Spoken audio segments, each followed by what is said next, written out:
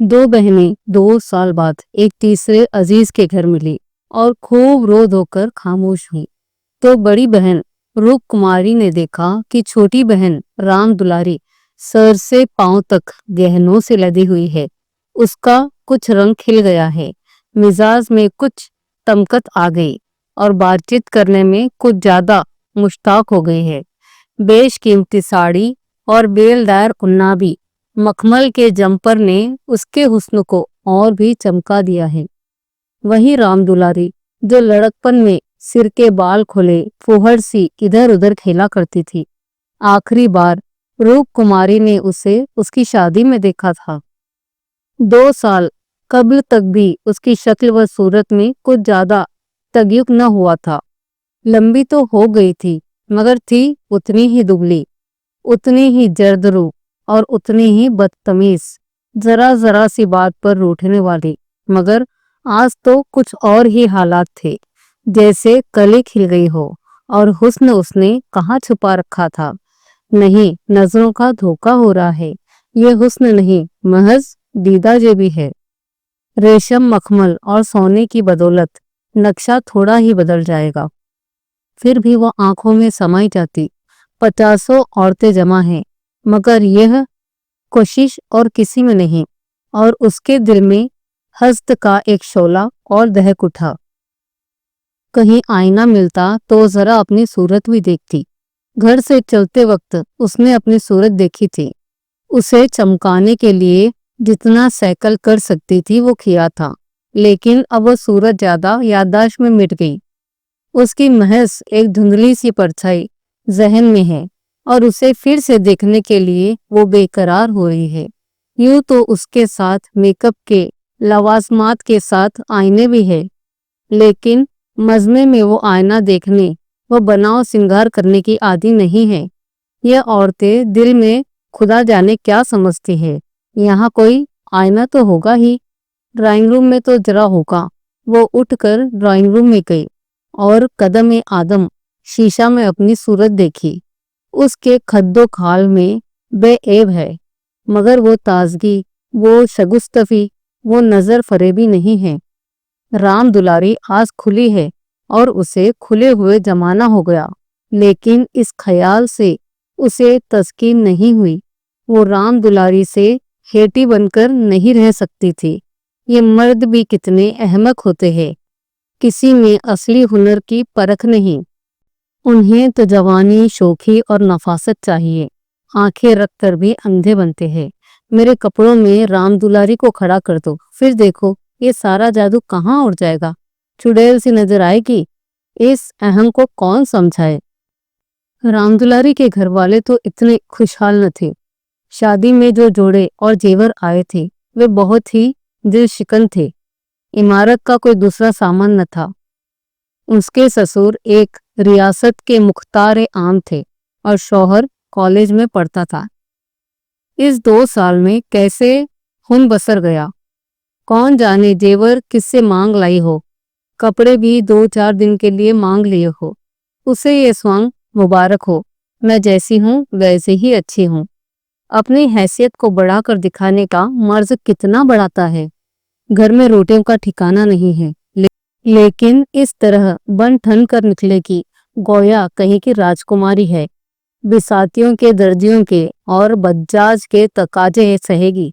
शौहर की झिड़कियां खाएगी, रोएगी, रूठेगी, मगर नुमाइश के जुनून को नहीं रोक सकेगी। घर वाले भी सोचते होंगे कितनी छिछोरी तबीयत है इसकी, मगर यहाँ तो बेहयाई पर कमर बांध ली। कोई कितना भी हंसे, बेहया की बला दूर। बस यही धुन सवार है कि जिधर से निकल जाए उधर उसकी खूब तारीफ की जाए। राम दुलारी ने जरूर किसी से जेवर और कपड़े मांग लिए हैं। बेशरम जो है, उसके चेहरे पर गुरूर की सुर्खी झलक पड़ी। न सही, किसी के पास जेवर और कपड़े, किसी के सामान, शर्मिंदा तो नहीं होना पड़ेगा। 1-1 लाख के तो उसके 2 लड़के हैं। भगवान उन्हें जिंदा सलामत रखे। वो इसी में खुश है। खुद अच्छा पहन लेने या अच्छा खा लेने से ही जिंदगी का मकसद पूरा नहीं हो जाता। उसके घर वाले गरीब है, पर इज्जत तो है। किसी का गला तो नहीं दबाते, किसी की बद्दुआ तो नहीं लेते। इस तरह अपना दिल मजबूत करके वो फिर बरामदे में आई तो राम दुलारी ने जैसे ही रहम की आंखों से देखकर कहा, जीजाजी की कुछ तरक्की वरक्की हुई कि नहीं बहन, या अभी तक वही 75 पर कलम घिस रहे हैं। रूप कुमारी के बदन में आग लग गई। ओफो रे दिमाग, गोया उसका शहर लाट ही तो है। अकड़ कर बोली, तरक्की क्यों नहीं हुई, अब 100 के ग्रेड में है। आजकल ये सब गनीमत है। मैं तो अच्छे अच्छे एमए पासों को देखती हूँ कि कोई टके को नहीं पूछता तेरा शौहर अब बीए में होगा। उन्होंने तो पढ़ना छोड़ दिया बहन, पढ़कर औकात खराब करना था। अब क्या कंपनी के एजेंट हो गए। अब 250 रुपया माहवार कमाते हैं, कमीशन ऊपर से 500 रुपया रोज सफर खर्च के लिए मिलते हैं। ये समझ लो 500 का औसत पड़ जाता है। 150 रुपया माहवार तो उनका जाती खर्च है। बहन ऊंचे ओहदे पर है तो अच्छी हैसियत भी बनेगी। 350 रुपये बेदाग घर दे देते हैं, उसमें 100 रुपये मुझे मिलते हैं। 250 में घर का खर्च खुशफेली से चल जाता है। एमए पास करके क्या करते। रूप कुमारी उसे शेख चिल्ली की दास्तान से ज्यादा वक्त नहीं देना चाहती थी, मगर राम दुलारी के लहजे में इतनी सदाकत है कि तहतुश शूर से और उससे मुतासिर हो रही है, और उसके चेहरे पर खिफत शिकस्त की बदतमीजगी साफ झलक रही है। मगर उसे अपने होशो हवास को कायम रखना है। वो इस असर को दिल से मिटा देना पड़ेगा। उसे जिरहों से अपने दिल को यकीन कर देना पड़ेगा कि इसमें 1 से चौथाई ज्यादा हकीकत नहीं है। वहां तक तो बर्दाश्त करेगी, इससे ज्यादा कैसे बर्दाश्त कर सकती है। इसके साथ ही उसके दिल में धड़कन भी है, और अगर ये रुदाद सच निकली तो वो कैसे राम दुलारी को मुंह दिखा सकेगी। उसे अंदेशा है कि कहीं उसके आंखों से आंसू निकल पड़े। कहाँ 75 और कहाँ 500, इतनी रकम जमीर का खून करके भी क्यों न मिले। फिर भी रूप कुमारी उसकी मुतहमिल नहीं हो सकती। जमीर की कीमत ज्यादा से ज्यादा 100 रुपए हो सकती है, 500 किसी हालात में नहीं। उसने तमसखुर के अंदाज से पूछा, जब एजेंटों की इतनी तनख्वाह और भत्ते मिलते हैं तो कॉलेज बंद क्यों नहीं हो जाते। हजारों लड़के क्यों अपनी जिंदगी खराब करते हैं। राम दुलारी बहन की खिफत का मजा उठाती बोली, बहन तुम यहाँ गलती कर रही हो। एमए तो सभी पास हो सकते हैं, मगर एजेंटी करनी किसको आती है। यह खुदादाद मालिका है। कोई जिंदगी भर पढ़ता रहे, मगर जरूरी नहीं कि वो अच्छा एजेंट हो जाए। रुपया पैदा करना दूसरी चीज है, इल्मी फजीलत हासिल करना दूसरी चीज। अपने माल की खूबी का यकीन पैदा कर देना, ये जहन नशीन करा देना कि इससे अर्जा और देपरा चीज बाजार में मिल ही नहीं सकती, आसान काम नहीं है। एक से एक ग्राहकों से उनका साबिका पड़ता है। बड़े बड़े राजाओं और रईसों की तालीफ कल्ब करनी पड़ती है। औरों की तो उन राजाओं और नवाबों के सामने जाने की हिम्मत न पड़े, और किसी तरह पहुंच जाए तो जबान न निकले। शुरू शुरू में उन्हें भी झिझक हुई थी, मगर अब तो इस दरिया में मगर है। अगले साल तरक्की होने वाली है। रूप कुमारी के रगों में जैसे खून की हरकत बंद हुई जा रही थी। जालिम आसमान क्यों नहीं गिर पड़ता, बेरहम जमीन क्यों नहीं फट जाती। ये कहाँ का इंसाफ है कि रूप कुमारी जो हसीन है, तमीजदार है, किफायत शियार है, अपने शौहर पर जान देती है। बच्चों को ये जान से अजीज समझती है। उसकी खस्ता हाली में बसर हो और ये बदतमीज तनपवर चंचल छिछोरी रानी बन जाए। मगर अब भी कुछ उम्मीद बाकी थी, शायद उसकी तस्कीन में कल्ब का कोई रास्ता निकल जाए। उसी तमसखुर के अंदाज में बोली, तब तो शायद 1000 मिलने लगे। 1000 तो नहीं, मगर 600 में शुभा नहीं। कोई आंखों का अंधा मालिक बन गया होगा। व्यापारी आंखों के अंधे नहीं होते। जब तो उन्हें 6000 कमा कर दो तब ही कहीं 600 मिले। व्यापारी आंखों के अंधे नहीं होते। जब तुम उन्हें 6000 कमा कर दो तब कहीं 600 मिले। जो सारी दुनिया को चराए उसे कोई क्या बेवकूफ बनाएगा। तमसखुर से काम चलते न दिखा तो राम कुमारी ने तकरीर शुरू की। मैं तो उसके बहुत मुअज्ज पेशा नहीं समझती। सारे दिन झूठ के तामोर बांधो, ये ठीक विद्या है? रामदुलारी जोर से हंसी। रूप कुमारी उस पर कालीन फतह हो गई। इस तरह तो जितने वकील बैरिस्टर है सभी ठीक विद्या करते हैं। अपने मुवक्किल के फायदे उठाने के लिए झूठी शहादतें तक करनी पड़ती हैं, मगर उनकी वकालतों को हम अपना लीडर कहते हैं। उन्हें अपनी कौमी सभाओं का सदर बनाते हैं, उनकी गाड़ियां खींचते हैं, उन पर फूलों की और जरो जवाहर की बरखा करते हैं। आजकल दुनिया पैसा देखती है। पैसा कहाँ से आया ये कोई नहीं देखता। जिसके पास पैसा हो उसी की पूजा होती है। जो बदकिस्मत है, नाकाबिल है, पस्त हिम्मत है, ज़मीर और अखलाक की दुहाई देकर अपने आंसू पोंछ लेता है, वरना ज़मीर और अखलाक को कौन पूछता है। रूप कुमारी खामोश हो गई। अब ये हकीकत उसकी सारी तखलियों के साथ तस्लीम करनी पड़ेगी कि राम दुलारी उससे ज्यादा खुशनसीब है। इसमें मुजीर नहीं, तमसखुर और तहकीर से वे अपनी तंग दिली के इजहार के सिवा और किसी नतीजे पर नहीं पहुंच सकती। उसे बहाने से राम दुलारी के घर जाकर असलियत की छानबीन करनी पड़ेगी। अगर राम दुलारी वाकई लक्ष्मी का वरदान पा गई तो अपनी किस्मत ठोंक कर बैठी होगी। समझ ले कि दुनिया में कहीं इंसाफ नहीं है, कहीं ईमानदारी की कदर नहीं है। मगर क्या सचमुच इस ख्याल से उसे तस्कीन होगी? यहाँ कौन ईमानदार है? वही जिसे बेईमानी का मौका नहीं मिला और न ही इतनी हिम्मत है कि मौका पैदा कर ले। उसके शौहर 75 रुपए माहवार पाते हैं, मगर क्या 10-20 रुपए ऊपर से मिल जाए तो वो खुश होके ना आएंगे? उनकी ईमानदारी और उसूली परवरी उस वक्त तक जब तक मौका नहीं मिलता। जिस दिन मौका मिला सारी असूली परवरी धरी रह जाएगी और तब तक रूप कुमारी में इतनी अखलाकी कुव्वत है कि वो अपने शौहर को नाजायज आदमी से रोक दे। रोकना तो दरकिनार, वो खुश होगी। शायद वो अपने शौहर की पीठ ठोके। अभी उनके दफ्तर से वापसी के वक्त मन मारे बैठी रहती है। तब तक दरवाजे पर खड़ी होकर उनका इंतजार करेगी और जिन्हें वे घर में आएगी उनकी जेबों में तलाश करने लगेगी। आंगन में गाना बजाना हो रहा था। राम दुलारी उमंग के साथ गा रही थी और रूप कुमारी वहीं बरामदे में उदास बैठी हुई थी। न जाने क्यों उसके सर में दर्द होने लगा था। कोई गाए कोई नाचे, उसे कोई सरोकार नहीं। वो तो बदकिस्मत है, रोने के लिए पैदा हो गई है। 9 बजे रात के मेहमान रुखसत होने लगे। रूप कुमारी भी उठी यक्का मंगवाने जा रही थी कि रामदुलारी ने कहा, यक्का मंगवा कर क्या करोगी बहन? मुझे लेने के लिए अभी कार आती होगी। 2-4 दिन मेरे यहाँ रहो और मैं जीजाजी से कहलवा दूंगी। रूप कुमारी का आखिरी हरबा भी बेकार हो गया।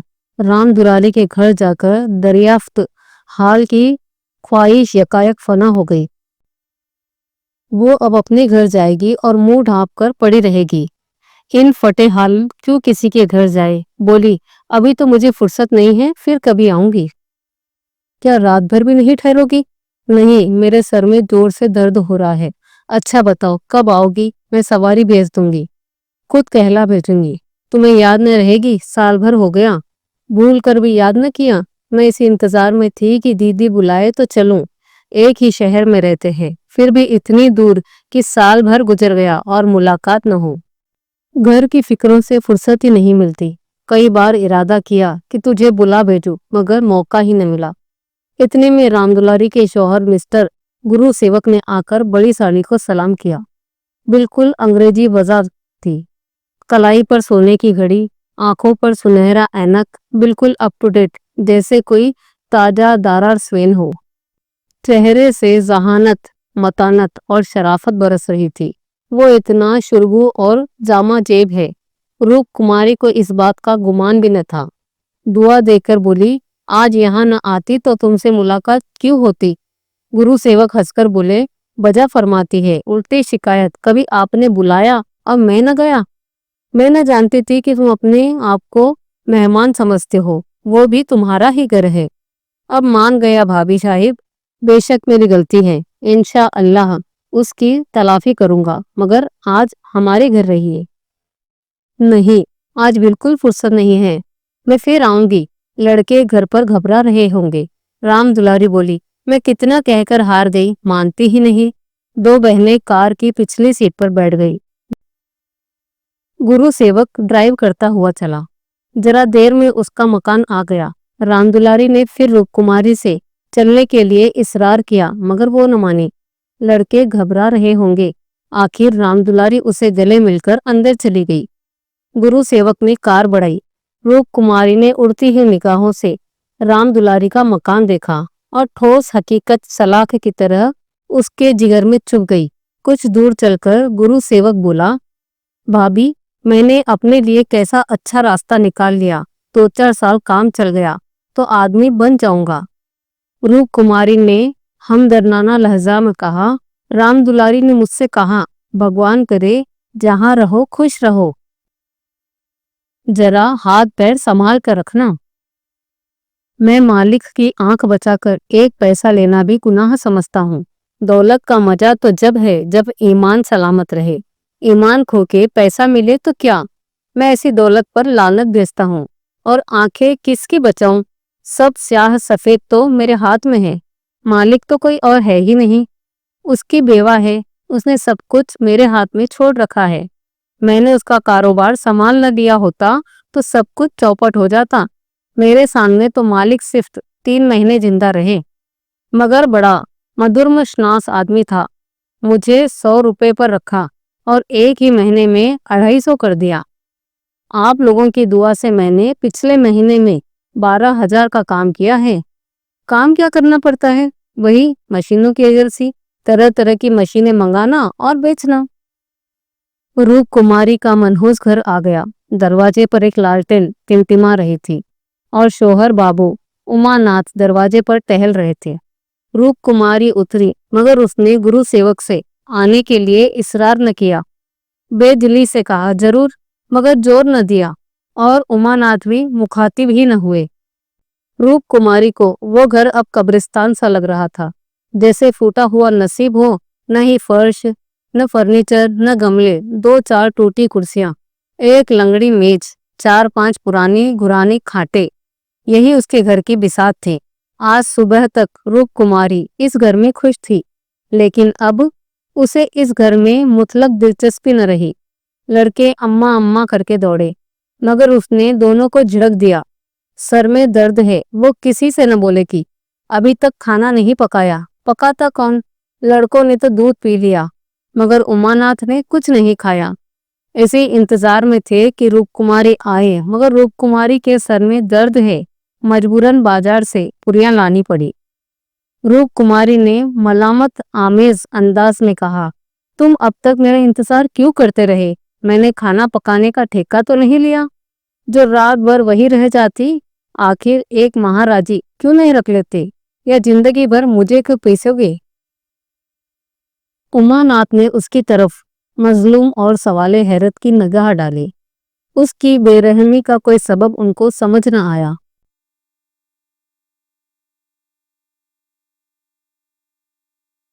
روپ کماری سے انہوں نے ہمیشہ بے عذر اطاعت پائی تھی، بے عذر ہی نہیں، خوش دلانہ بھی۔ انہوں نے کئی بار اسے مہاراجی رکھ لینے کے لیے توزیع اور خواہش ظاہر کی تھی، مگر اس نے ہمیشہ یہی کہا کہ آخر میں بیٹھے بیٹھے کیا کروں گی؟ 4-5 روپے کا خرچ بڑھانے سے کیا فائدہ؟ یہ رقم تو بچی رہے گی تو بچوں کے لیے مکھن آ جائے گا۔ اور آج وہ اتنی بے دردی سے شکایت کر رہی ہے۔ اپنی صفائی پیش کرتے بولے، مہارازن رکھنے کے لیے میں نے تم سے کئی بار کہا تو لا کر کیوں نہ دیا؟ میں اسے نکال تو نہیں دیتی۔ ہاں، یہ غلطی ہوئی، تم نے کبھی سچے دل سے کہا، محض مہارازن لینے کے لیے کہا۔ تمہارے دل میں کبھی میرے آرام کا خیال آیا ہی نہیں۔ تم تو خوش تھے کہ اچھی مل گئی ہے، ایک روٹی کھاتی ہے، چپ چاپ پڑی رہتی ہے۔ اتنی سستی اور کہاں ملتی؟ محض کھانے اور کپڑے پر، وہ بھی جب گھر کی ضرورتیں پر بچے۔ 75 روپلے لا کر میرے ہاتھ پر رکھ دیتے ہو، اور ساری دنیا کا خرچ۔ میرا دل ہی جانتا ہے کہ مجھے کتنی کتر بیعت کرنی پڑتی ہے۔ کیا پہنوں کیا اوڑھوں، تمہارے ساتھ زندگی خراب ہو گئی۔ وہ مرد ہی ہوتے ہیں جو بیویوں کے لیے آسمان کے تارے توڑ کر لاتے ہیں۔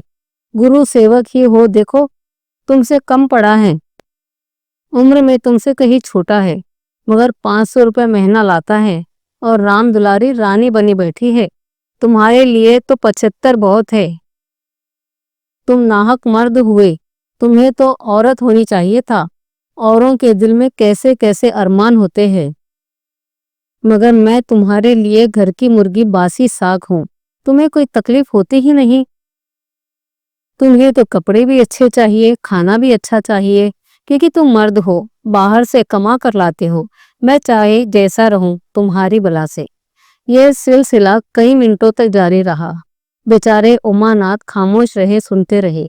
اپنی دانست میں انہوں نے رام کماری کو شکایت کا موقع نہیں دیا۔ ان کی تنخواہ کم ضرور ہے، مگر ان کے بس کی بات تو نہیں۔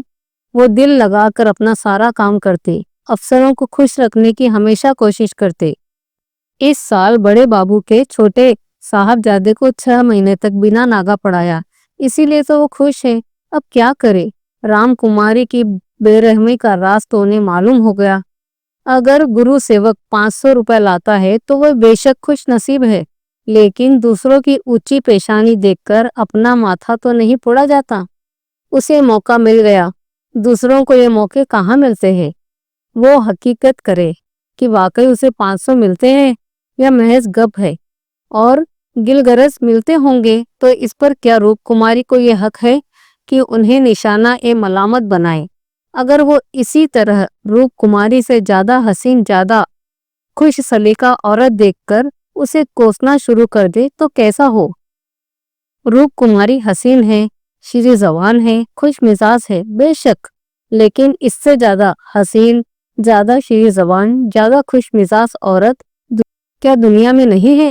ایک زمانہ تھا جب ان کی نظر میں روپ کماری سے زیادہ حسین عورتیں دنیا میں نہ تھی، لیکن وہ جنون اب باقی نہیں رہا۔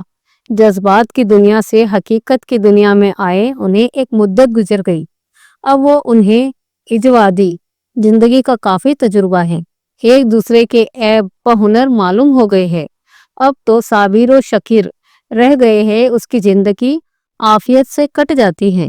روپ کماری اتنی موٹی سی بات بھی نہیں سمجھتی، پھر بھی انہیں روپ کماری سے ہمدردی ہوئی۔ اس کی سخت کلامیوں کا انہیں کچھ جواب نہ دیا، شربت کی طرح پی گئے۔ اپنی بہن کا ٹھاٹھ دیکھ کر ایک لمحہ کے لیے روپ کماری کے دل میں ایسے دل شکن، مایوس فن اور مصیفانہ خیالات کا پیدا ہونا بالکل فطری ہے۔ وہ کوئی فلاسفر نہیں ہے، تاریخ دنیا نہیں ہے، ہر حال میں اپنی طبعی سکون کو قائم رکھے۔ اس طرح سے اپنے دل کو سمجھا کر اماناتھ دریافت حال میں مہم کے لیے آماد ہو گئے۔ ایک ہفتہ تک روپ کماری حیران کی حالات میں رہی، بات بات پر جھنجھلاتی، لڑکوں کو ڈانٹتی، شوہر کو کوستی، اپنی تقدیر کو روتی۔ گھر کا کام تو کرنا ہی پڑتا تھا، ورنہ نئی آفت آ جاتی، لیکن اب کسی کام میں اس کی دلچسپی نہ تھی۔ گھر کی جن پرانی دورانی چیزوں میں اس کی دل الگ ہو گیا تھا، جن کی صفائی و سجاوٹ میں ہی موہن نہیں کرتی رہتی تھی، اس کی آنکھ طرف اٹھا کر نہیں دیکھا۔ گھر میں ایک خدمتگار تھا، اس نے جب دیکھا کہ بہو جی خود گھر کی طرف سے لاپرواہ ہے تو اسے کیا غرض تھی کہ صفائی کرتا۔ دونوں بچے بھی ماں سے بولتے ڈرتے تھے، اور اماناتھ تو اس کے سائے سے بھی بھاگتے تھے۔ جو کچھ اس کے سامنے آ جاتا زہر مار کر لیتے اور دفتر چلے جاتے۔ دفتر سے لوٹتے تو دونوں بچوں کے ساتھ لے کر کہیں گھومنے نکل جاتے۔ روپ کماری سے کچھ بولتے تو روح فنا ہو جاتی۔ وہاں اس کی تفتیش جاری تھی۔ ایک دن اماناتھ دفتر سے لوٹے تو ان کے ساتھ گرو سیوک بھی تھے۔ روپ کماری نے آج کئی دنوں کے بعد زمانے سے مسالت کر لی تھی، اور اس وقت سے جھاڑن لیے کرسیاں اور تیپائی صاف کر رہی تھی کہ گرو سیوک نے اندر پہنچ کر سلام کیا۔ روپ کماری دل میں کٹ گئی، اماناتھ پر بہت غصہ آیا۔ انہیں یہاں لا کر کیوں کھڑا کر دیا؟ نہ کہنا نہ سننا، بس بلا لائے۔ اسے اس حالت میں دیکھ کر گرو سیوک نے دل میں کیا سمجھا ہوگا، مگر انہیں عقل اب کہاں آئے گی۔ وہ اپنا پردہ ڈھانپتی رہی اور آپ اسے کھولتے پھرتے ہیں، ذرا بھی شرم نہیں، جیسے بے حیائی کا جامہ پہن گیا ہو۔ خواہ اسے جلیل کرتے ہیں۔ دعا دے کر عافیت پوچھی اور کرسی پر رکھ دی۔ گرو سیوک نے بیٹھتے ہوئے کہا، آج بھائی صاحب نے میری دعوت کی ہے، میں ان کی دعوت پر تو نہ آتا، لیکن انہوں نے کہا کہ تمہاری بھابھی کا سخت تقاضا ہے، تب وقت نکالنا پڑا۔ روپ کماری نے بات بنائی، تم سے اس دن رواروی میں ملاقات ہوئی، دیکھنے کو جی لگا ہوا تھا۔ گرو سیوک نے در و دیوار پر نظر ڈالی اور کہا، اس پنجرے میں تو آپ لوگوں کو بڑی تکلیف ہوتی ہوگی۔ روپ کماری کو اب معلوم ہوا کہ یہ کتنا بد مذاق ہے، دوسروں کے جذبات کی بالکل بھی پرواہ نہیں، یہ اتنی سی بات بھی نہیں سمجھتا کہ دنیا میں سب کی تقدیر والے نہیں ہوتے، لاکھوں میں کہیں ایک بھگوان لکھتا ہے، کسی قدر شرک تو کر لیتی۔ پنجرے میں رہنا کٹگرے میں رہنے سے اچھا ہے، پنجرے میں معصوم چڑیاں رہتی ہے، کٹگرے تو پرندوں کا مسکن ہوتا ہے۔ گرو سیوک کنایا نہ سمجھ سکا اور بولا، مجھے دم گھٹ جائے میں آپ کے لیے اپنے گھر کے پاس ایک گھر طے کر دوں گا، خوب لمبا چوڑا، آپ کے پاس کچھ کرایہ نہ لیا جائے گا، مکان ہماری مالکن کا ہے، میں بھی تو اسی کے مکان میں رہتا ہوں، سینکڑوں مکان ہے اس کے پاس، سینکڑوں، سب کے اختیار ہے، جس کو جو مکان چاہوں دے دو، میرے اختیار میں ہے، کرایہ لوں یا نہ لوں، میں آپ کے لیے اچھا سا مکان ٹھیک کر دوں گا تو سب سے اچھا ہے، میں آپ کا بہت ادب کرتا ہوں۔ روپ کماری سمجھ گئی حضرت اس وقت نشے میں ہے، جبکہ بہکی بہکی باتیں کر رہے ہیں۔ ان کی آنکھیں سکڑ آئی، رخسار کچھ پھول گئے، زبان میں ہلکی سی لغزش تھی جو ہر لمحہ نمایاں ہوتی جاتی تھی۔ ایک جوان خوبصورت شریف چہرہ اور بے غیرت بن گیا تھا جسے کچھ دیکھ کر نفرت ہوتی تھی۔ اس نے ایک لمحہ بعد پھر بہکانا شروع کیا، میں آپ کا بہت ادب کرتا ہوں، آپ میری بڑی بھابھی ہے، آپ کے لیے میری جان حاضر ہے، آپ کے لیے مکان کا انتظام کرنا میرے لیے کچھ مشکل نہیں ہے، میں مسز لوہیا کا مختار ہوں، سب کچھ میرے اختیار میں ہے، سب کچھ، میں جو کچھ کہتا ہوں وہ آنکھ بند کر کر منظور کر لیتی ہے، مجھے اپنا بیٹا سمجھتی ہے، میں اس کی ساری جائیداد کا مالک ہوں۔ مسٹر لوہیا نے مجھے 20 روپے کا نوکر رکھا تھا، بڑا مالدار آدمی تھا، مگر یہ کسی کو نہ معلوم تھا کہ اس کی دولت کہاں سے آتی تھی، کسی کو معلوم نہیں، میرے سوا کوئی نہیں جانتا، وہ خفیہ فروش ہے، کسی سے کہنا نہیں، وہ خفیہ فروش ہے، کوکین بیچتا تھا، لاکھوں کی آمدنی تھی اس کی، میں بھی وہی کام کرتا ہوں، ہر شہر میں ہمارے ایجنٹ ہے، مسٹر لوہیا نے مجھے اس فرم پہ یکتا کر دیا ہے، جی ہاں، مجال نہیں کہ کوئی مجھے گرفتار کر لے، بڑے بڑے افسروں سے میرا یارانہ ہے، ان کے منہ میں نوٹوں کے پلنجر ٹھوس ٹھوس کر ان کی آواز بند کر دیتا ہوں، کوئی چھو نہیں کر سکتا، حساب میں لکھتا ہوں، 1000 دیتا ہوں، 500 باقی یاروں کا، بے درک روپے آتے ہیں، بے درک خرچ کرتا ہوں، بڑھیا کا تو رام نام سے مطلب ہے، سادھو سنتوں کی سیوا میں لگی رہتی ہے اور بندہ چین کرتا ہے، جتنا چاہوں خرچ کروں، کوئی ہاتھ پکڑنے والا نہیں، کوئی بولنے والا نہیں، جیب سے ایک نوٹوں کا بنڈل نکال کر آپ کے قدم میں سرکا دوں گا، دعا کیجئے، جو ایمان اور اصول کے اپاسک ہیں، انہیں دولت لات مارتی ہے، دولت تو انہیں پکڑتی ہے جو اس کے لیے اپنا دین ایمان سب کچھ نثار کرنے کو تیار ہے۔ مجھے برا نہ کہیے، جس سے دولت مند ہے سب لٹیرے ہیں، میں بھی انہی میں سے ایک ہوں، کل میرے پاس روپے ہو جائیں گے تو میں ایک دھرمشالہ بنوا دوں گا، پھر دیکھیے میری اتنی واہواہی ہوگی، کون پوچھتا ہے مجھے دولت کہاں سے ملی۔ ایک وکیل گھنٹہ بھر بحث کر کے 1000 سیدھا کر لیتا ہے، ایک ڈاکٹر ذرا سا نشتر لگا کر 500 روپے مار لیتا ہے، اگر ان کی آمدنی جائز ہے تو میری آمدنی بھی جائز ہے، جی ہاں جائز ہے، जरूरत मंदों को लूट कर मालदार हो जाना हमारी सोसाइटी का पुराना दस्तूर है। मैं भी वही करता हूँ जो दूसरे करते हैं। जिंदगी का मकसद है ऐश करना। मैं भी लूटूंगा, ऐश करूंगा और खैरात करूंगा। एक दिन लीडर बन जाऊंगा। कहिए तो गिनवा दूं, यहाँ कितने लोग जुआ खेलकर करोड़पति हो गए, कितनी औरतों का बाजार लगा कर करोड़पति हो गया। उमानाथ ने कहा, मिस्टर गुरुसेवक, क्या कर रहे हो? चलो चाय पी लो, ठंडी हो रही है। गुरुसेवक उठा, पैर लड़खड़ाए और जमीन पर गिर पड़ा। फिर संभल कर उठा, झूमता झामता ठोकरे खाता बाहर चला गया। रूप कुमारी ने आजादी की सांस ली। यहाँ बैठे बैठे उसका दम घुट रहा था। कमरे की हवा जैसे कुछ भारी हो गई थी। जो तरकीबें कई दिनों से अच्छे अच्छे दिल आवेज रूप भरकर सामने आ रही थी, आज उसके असली मकरूह घिनानी सूरत नजर आई। जिस सादगी, खुलूस और इंसाफ की फिजा में अब तक जिंदगी गुजर रही थी, उसके हरामकारी और आबला फरेबी का गुजर न था। इन दामों में वे दुनिया की सारी दौलत, सारे ऐश भी खरीदने को आमादा न हो सकती थी। अब वो राम दुलारी की तरह तकदीर से अपनी तकदीर का बदला न करेगी। अब वो अपने हाल में खुश है। राम दुलारी पर उसे रहम आया। वो नुमूद व नुमाइश के लिए अपने ज़मीर का खून कर रही है, मगर एक ही लम्हा में गुरु सेवक की तरफ से उसका दिल में नर्म पड़ गया।